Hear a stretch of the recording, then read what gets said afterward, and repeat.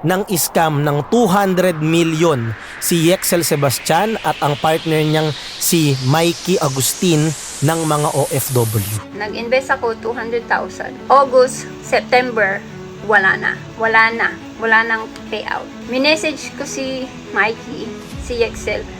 Tinatawagan ko si Mikey, hindi niya sinasagot. Tapos in-unfriend ako ni Mikey. Tapos si Yexel binlock ako.